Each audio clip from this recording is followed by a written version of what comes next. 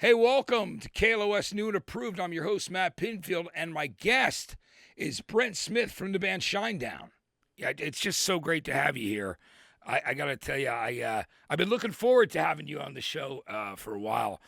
And I mean, congratulations, number one, on being number one on 6 different charts in Billboard this week, and having that unbelievable, great debut at number 5 with the album, which says a lot considering that it's all pop stuff and Bad Bunny in front of it. So it's still an unbelievable feat. And you know, the fact that you guys sold over 50,000 records, which is just incredible. So congratulations on that. I think it's so good, man, you know? Thank you very, very much. I appreciate that. Ultimately, the only way that we're able to do this is honestly because of the fan base and because of people like yourself that have given us an opportunity over the years to listen. We've been given a platform to be ourselves. And I've often said that in Shinedown, we have one boss. It just happens to be everybody in the audience. And really, this is just the beginning in regards to this album and in regards to what's next and what we're doing. I told everybody today, I said, listen, it's okay to take the day, give each other a hug, high five.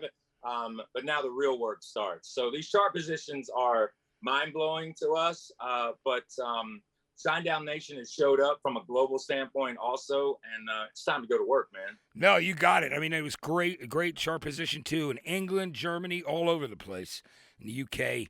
So, I mean, but the important thing is how great the record is. It came out unbelievably. Brent, I love this album, and I got to say, you know, 20 tracks, 13 great songs, those 7 interludes. You know, I've listened. It's one of those records that you listen to as an entire album, even if you stop and go back to favorite songs. But you guys take us on a journey with this album. Planet Zero is incredible. And it's, you know, we were waiting, obviously, you know, wondering what was happening because Atlas Falls was a great single that you put out. And you're doing that for charity. And and then this, you know, this album, when you guys dropped the first single, Planet Zero, what I mean, it kicked everyone's ass. It was such a killer song. And it was great on so many different levels. It was great on the level of the message of, you know, the things that people have been through in the last couple of years with all the changes and all of the chaos that was happening all over the world. And, you know, I thought it was a great way for you guys to come out swinging. Talk to me about the title track and the concept of the album. Yeah, so the dynamic of everything was with Atlas Falls, that was in the midst of the pandemic, and we wanted to be able to help in any way that we could. So we partnered with Direct Relief. We raised over $500,000 for COVID-19 response and research during that. As I left California, because I was quarantined in California in 2020 until about June 1st. And then I left and headed to South Carolina with our producer, our bass player, Eric Bass. Yeah, Eric Bass. What it's incredible. I just love the fact that, I mean, this is his second album that he's produced on his own for the band after Attention. And, man, he's just become such an incredible producer. But I'm sorry I interrupted you. I want to let you tell the story. No. I'm going to tell you right now, when Eric sees this, what you just said, the fact that you, said what you said about him, he's going to completely geek out. Yeah. He's going to freak out that, yeah. That Matt Pinfield said something in regards to that. So you can interrupt me anytime you want, my friend. Thank you, Brent. But yeah, so sitting across from him in his new home in South Carolina, I just remember Eric looking at me with everything that was going on at that time. He said, it just feels like we're in Planet Zero. Zero accountability, zero action. Everything has been just zeroed out. What has happened to the world and the polarization of people and everything that's going on. Because oftentimes people will tell you that the internet is undefeated. It's not true. Mother Nature is undefeated. Yeah. And that was a lot of the premise at the beginning of the album. What became the album was that first song and writing that. But Planet Zero as a song is a warning of the dynamic of basically the future is ours as human beings, and it should not matter, man. It should not, and it doesn't need to. And what I mean by this is it doesn't matter if you're a man or a woman. It doesn't matter if you're younger or you're older. The color of your skin, that's irrelevant. Your religion, who you are as an individual, that's what makes you necessary in who you are. We are occupying this planet with a lot of other creatures, you know what I mean? And a lot of different things around us. We've often said, don't make it about the painter, make it about the painting. And that's a lot of what Planet Zero is about as an album. It really is about uniting us all together, but also understanding that we demand the truth. It was a record that was written for the people, by the people. Yeah, I mean, it's great, and I love that you took that time because, you were for a while stuck up there in Santa Barbara, right? Where when you were doing Ventura area, yeah, and then you made it back over to Eric's studio where you guys were just like working on this for that entire time. And so many great tracks came out of this, I know that you've always loved the album experience as an artist too. So that was, as you built out this concept with these songs, things like, No Sleep Tonight and, Dead Don't Die, right? Which is so good. And, also Dysfunctional You. There's so many great songs in there, and we'll talk about stuff. But talk to me about, as you were starting to write these songs, was it an observation of things that were going on around you at that period of time, as well as your own personal life? Tell me about it. Yeah, I mean, ultimately the dynamic, what made the album different than any other Shinedown record is the fact that we wrote it in the middle of a pandemic. That was a global pandemic. So everybody was put on the same, we were all on the same platform together. And the idea of I remember when I got to South Carolina with Eric, and we all got there, myself and Zach and Barry and Eric, the dynamic of everything was, let's write like it's 3 years from now. We tried to have this crystal ball method. And the more we tried to do that, we were watching the news and we were seeing everything that was transpiring, and we were looking at social media and all these things, and things were just getting out of control. And you didn't know where to turn. You didn't know who to trust. And common sense seemed to have like just gone out the window. And we just had to reflect on what we were seeing. But ultimately, I think that this record is the most ferocious record we've ever done. It also has the most, as far as triumph is concerned, there's a lot of strength on this album as well. But what made the record so different is that we wrote it in the midst of a 2.5-year pandemic that everybody on the planet was going through. But it was always the intention of, how do we move forward, and how do we move forward together? Yeah, and it worked out well. There's that song that I love. There's a song I love on this record called "A Symptom of Being Human." Talk to me about that track, because I mean that song just jumped out at me. Tell me about that one. That's probably, you love all the songs that are on the record. They're different, and they mean something different to you. When we are a band that still believes in albums and making records, obviously. That was the one for me. It's still my very favorite song on the album. I still cannot listen to it without getting a little teary-eyed. Yeah, it's a very emotional track. It is, man. That song represents more than anything, embrace your human side. Embrace the fact that we're all different. We all come from different walks of life, but we're all here together. And we don't want people to lose the human condition. And that means their empathy for each other, motivation for each other. We've often said, like, A Symptom of Being Human, that's a song about not bowing to chaos. And if you see someone that is on a bended knee, don't walk past them, stop and pick them up.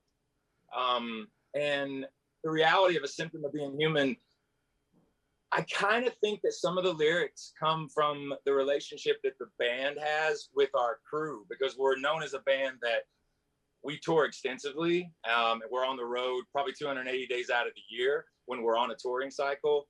And I think in a lot of ways, A Symptom of Being Human was a bit of a dedication to all the men and the women that we're out here on the road with, because these men and women, they build these cities every night, then they take them down and they go to the next city and they build it again. And it's, you're invited to this kind of interesting world out here. And obviously it has a very wide, the psychology of the record is it's very important because of the title of the song and what have you. But in a lot of ways, when I think about that song, it reminds me of our crew and the relationship that we have out here with each other and how we take care of one another. And I think that's a great thing. And speaking of the live shows, I got to see, besides the stuff that's online, I got to see the 4 songs that you guys did.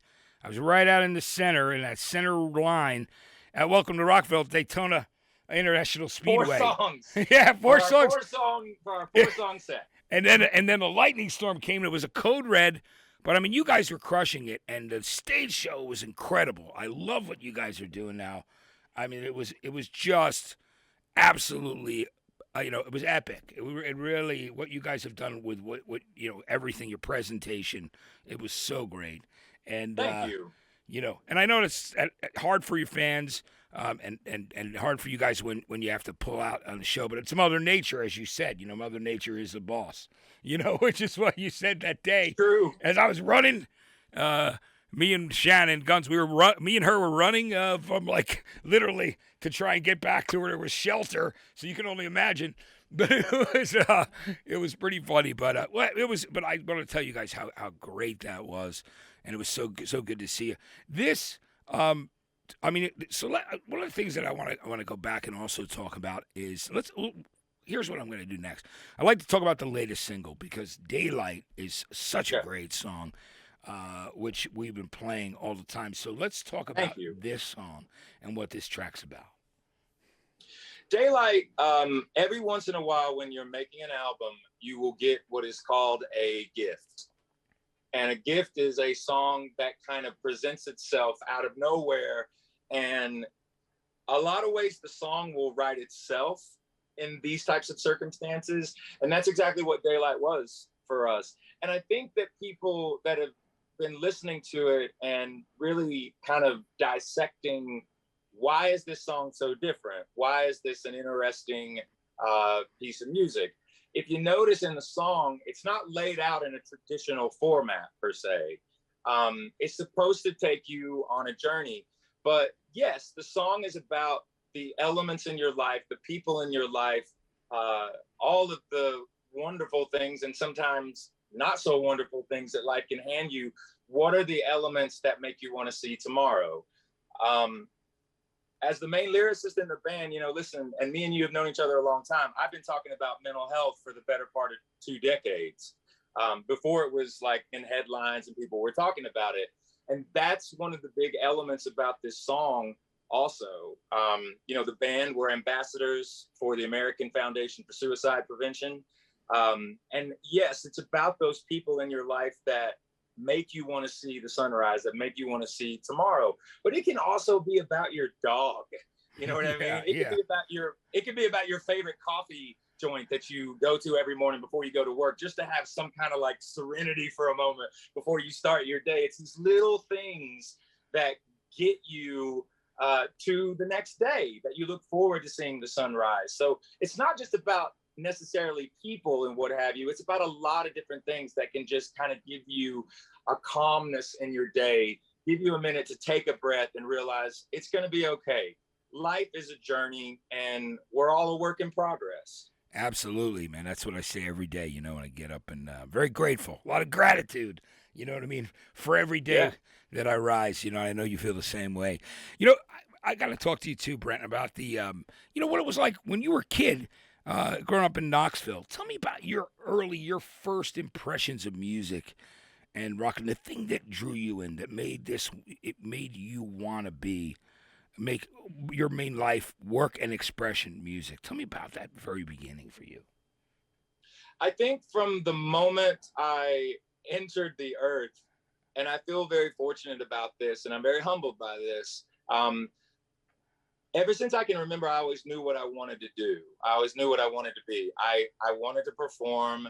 I wanted to be a songwriter. I wanted to be a singer. And that stayed with me literally from birth. When I was 10 years old, that's when I really started to say to myself, okay, this is what I want to do. For whatever reason, growing up in Knoxville, Tennessee, it's an interesting city because it's a college town, number one. And when I grew up, I remember being 14. There was probably one major moment though. When I was 14, 15 years old, I was heavily influenced by punk rock and thrash and what now is considered like grindcore, but like I was heavily into the Dwarves and, you know, Operation Ivy, Fugazi, obviously the Sex Pistols, the Exploited, Wendy O. Williams, the Misfits, goes on and on. Even Gigi Allen, like I loved all that. And I remember my dad coming into my room one day. I think I was listening to Wendy O. Williams, and he's like, I have no idea why this woman is so mad. Like when my dad walked in. The Plasmatics, yeah. Poor Wendy, right? Yeah. You know? He's like, Brent, I have no idea, like the music that you listen to, I have no idea why all these people are so pissed off. But so what he did though was he handed me this cassette, and I know I'm dating myself right now. But I said, thanks, Dad. And then when he walked out of the room, I like threw it in the corner or whatever. About 2 weeks later, I'm like picking stuff up in my room and what have you. And I found the cassette and I looked at it, and what it was an anthology tape of a guy named Otis Redding. And I put it in my cassette player and I pushed play, and I swear to God, man, it was like tasting chocolate cake for the very first time. And it opened up this door, man, and this world.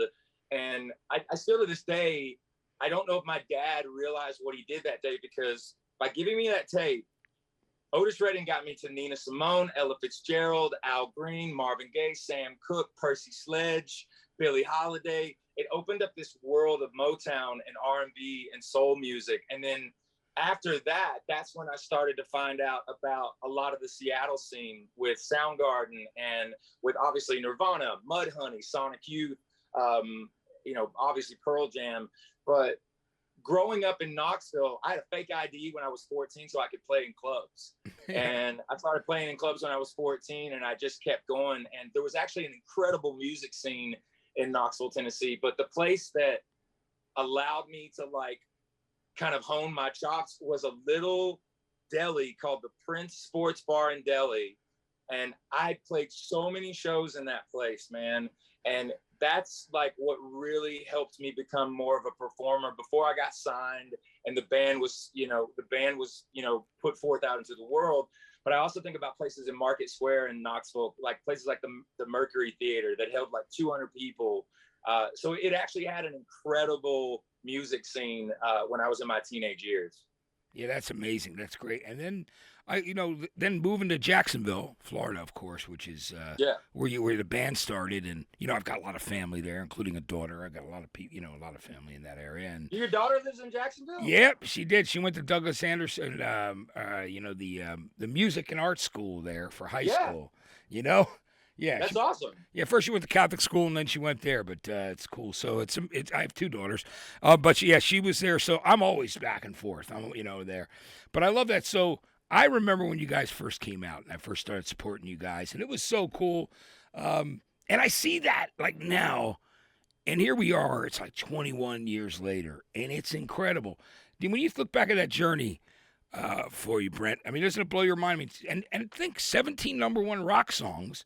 On the radio in the country, you held the record. You're now, I guess, not that you care about these statistics, but tied with 3 Days Grace. But you guys, and now you have Daylight coming up. So, but there's always, but just the fact that you guys have been consistently putting out strong music, and on these albums, going. Tell me about the thing that you think has really kind of held the band together, because it's just.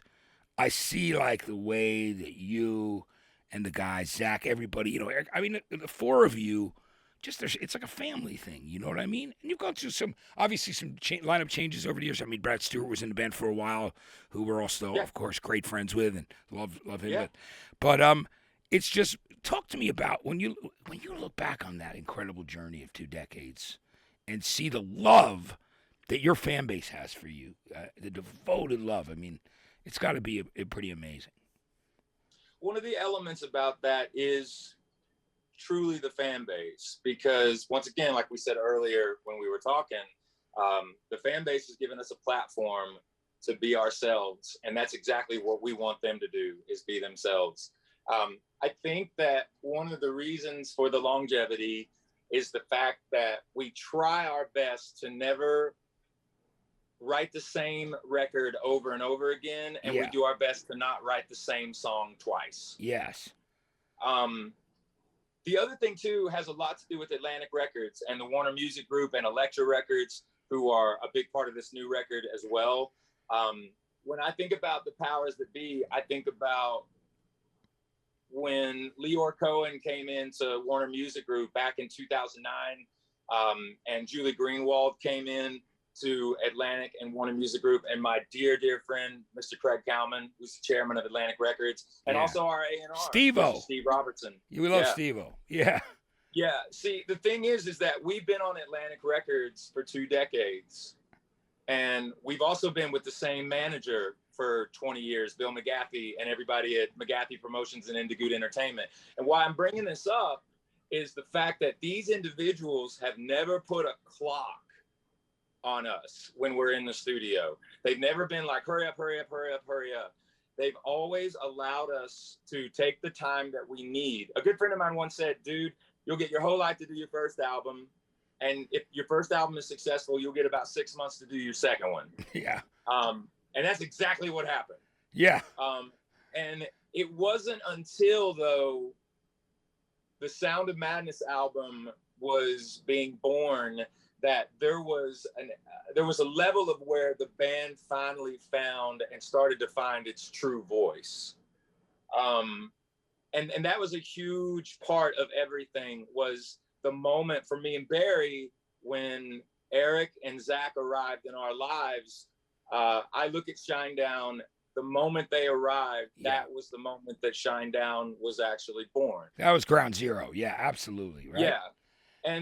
But thinking about Leave a Whisper, and its 20-year anniversary next year, and I think it's June of 2003 is when the record was released. So, you know, the fact that next year will be the 20th anniversary of that album is mind-boggling to me. And again, too, on the first 2 records, I have a massive amount of respect for Jason Todd and for Brad Stewart, and I appreciate those guys, and I have nothing but love and respect for them, man. But the universe, it guides you in different directions when you need to go in different directions. Yes, yes.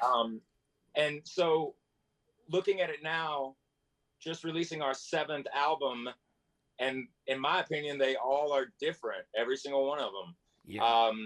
This is where we are now, but it goes back to the audience allowing us not to be desensitized to growing and evolving as songwriters and as artists. That's the big key in all of this.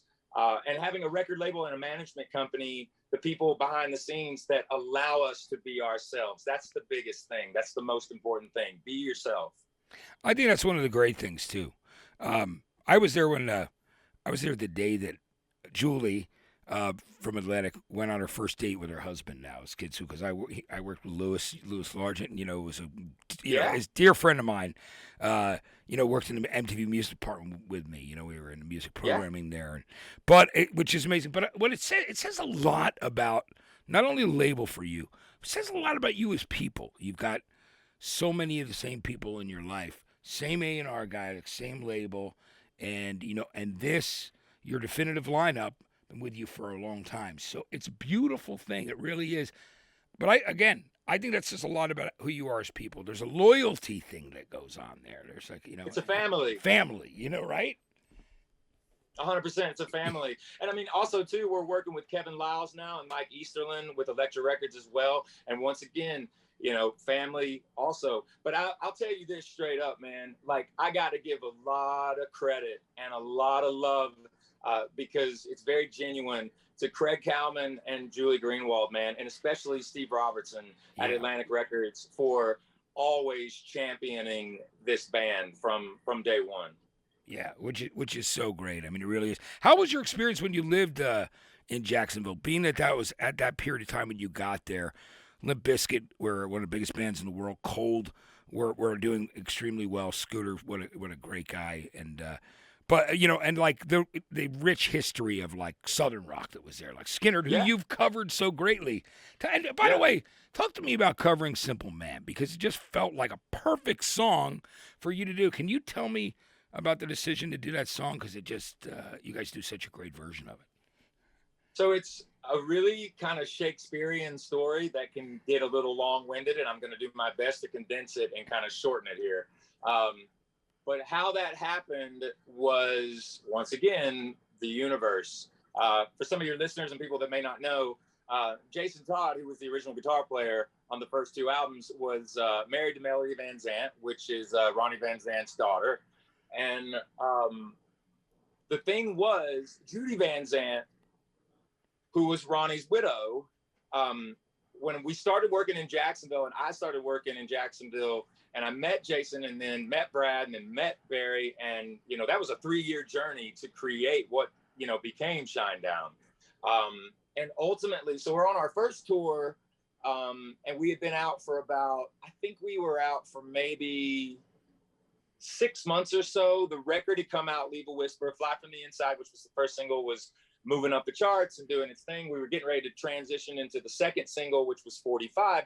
And we were in a radio station in Boston with an incredible DJ by the name of Mistress Carey, which is a legend in the game. Yes, she's great. And a dear friend of mine and the band. And so that week we were at AAF in Boston, and she was having the artists that were coming in that week, like, play their songs, but then do a cover song and what have you. And we had worked up some janky version of Stone Temple Pilots, All in the Suit That You Wear. And we started playing it on the radio, and it was just a dumpster fire. And and we were like, stop. But the unique thing about that was Judy housed me in her guest house for over a year because I ran out of money with my development deal at a certain point in time. The second time I was signed to Atlantic, because I've been signed by Atlantic, dropped by Atlantic, re-signed to Atlantic. Very, very wild story. Yeah. And so I ran out of money, and we were demoing and what have you. And so she came to me and she was like, here's a key. This is the gate code. You got a place to stay. And literally for like almost 16 months, man, she housed me for free. And I told her, I said, I will pay you back one day. I don't know how I'll pay you back, but I will pay you back. And she's like, you don't have to pay me back. And at the time, she owned a club in Jacksonville called Freebird Live. So Freebird Cafe, right? I know that was a great venue, So our very first show as Shinedown was in Freebird Live. Yeah. And I sang Simple Man to her. I learned it a couple of nights and we sang it. And I thought that was kind of my way of saying thank you. So fast forward like 6 months, we're at WAAF and the SDP song was not going over well. And so we just stopped it. And I remember, I think it was Brad looked at me and was like, play it. And I was like, play what? And he was like, play Simple Man. And I had just learned the song really. And you know this, Matt, there are a couple of artists that you could mess up maybe here and there. If you do a Skinner song and you mess the lyrics up, you're in trouble. Yes, absolutely. There's certain bands like their audience is not forgiving. You know what I mean? No. Or rock fans, And so we're there, and Jason didn't even wait on me. He just started to play the song. And I was terrified. I'm like, I'm going to forget the third verse. I'm going to forget the lyrics to the third verse. And I miraculously didn't forget it.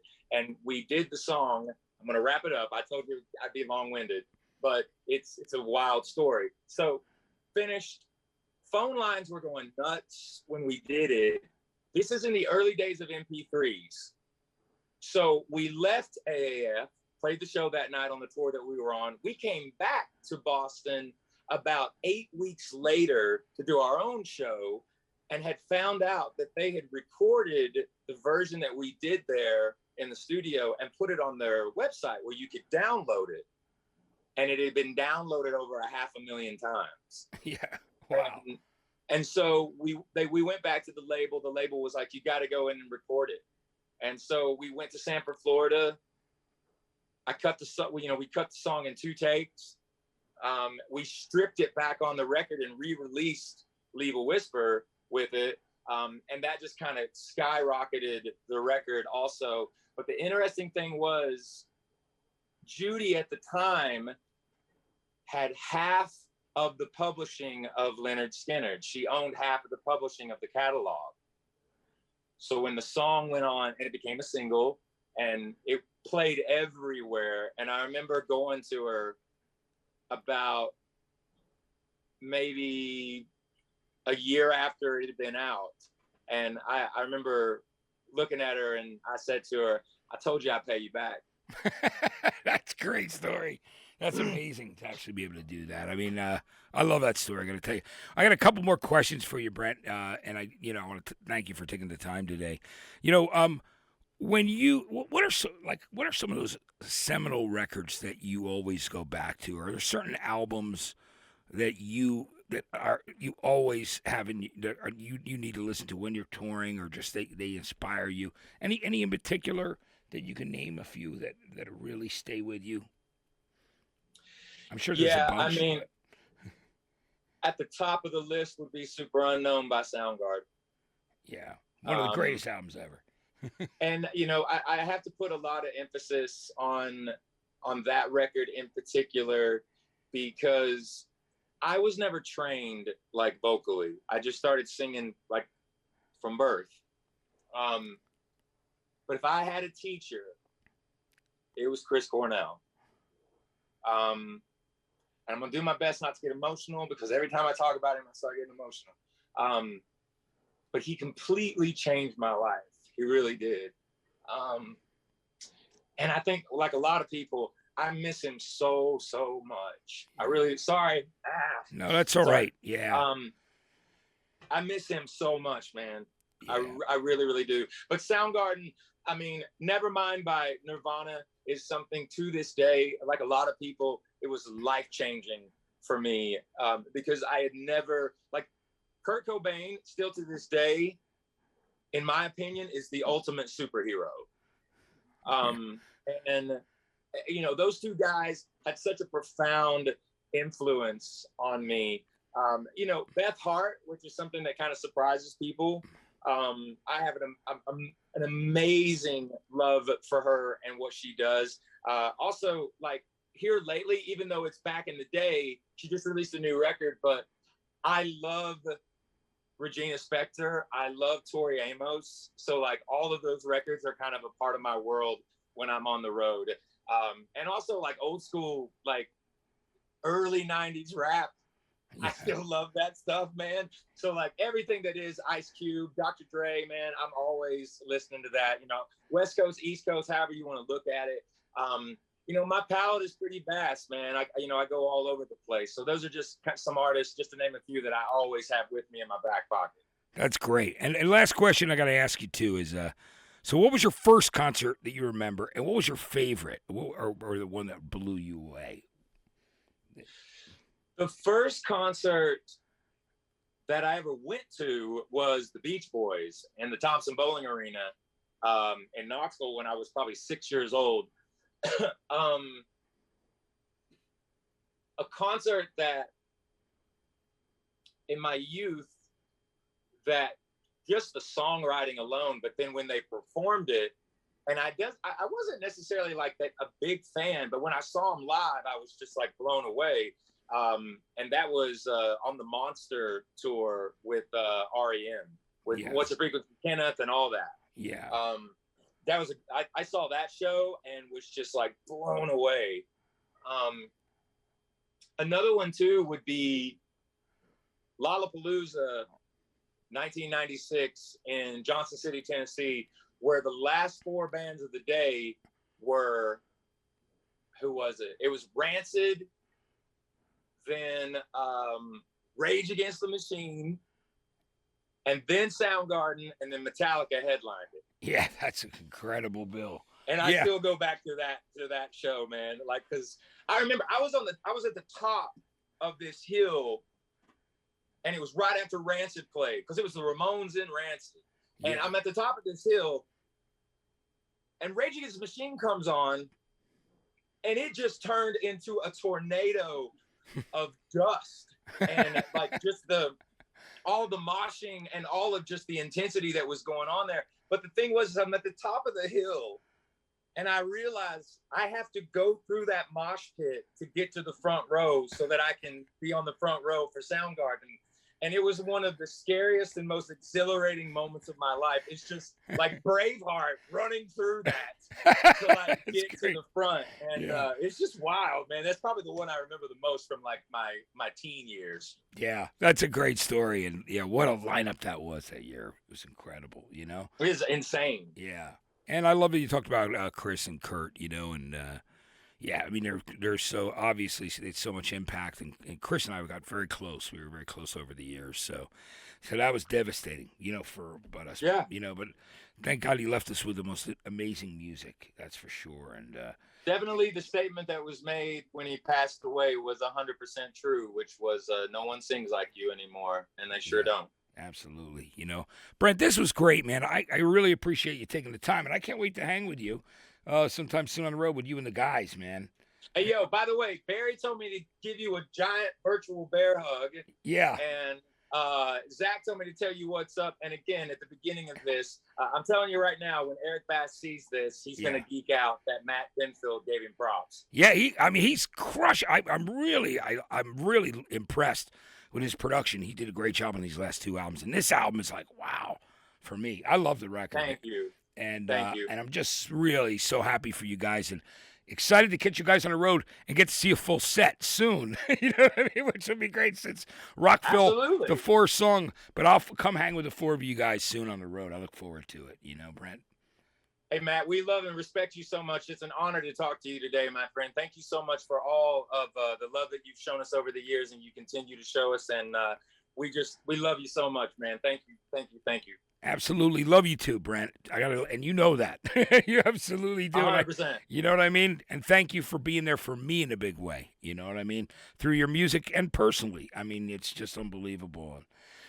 We're so proud of you, man. Yeah, thank you. I appreciate it. I'm doing good, man. You know, as of now, like just over 26 months sober, and I feel good. And dude, you look great. You look fantastic.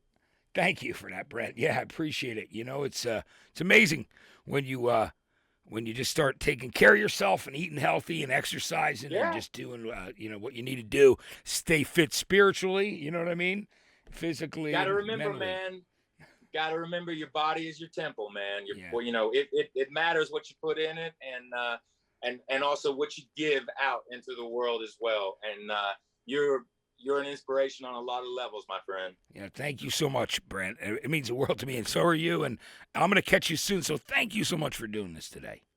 My pleasure, man. Thanks a lot. All right, we'll see you soon, Brent. Thank you. Thank you so much. Brent Smith from Shinedown. The new album is Planet Zero. Thanks so much for watching. I'm Matt Pinfield. This is KLOS, new and approved. We'll catch you next time.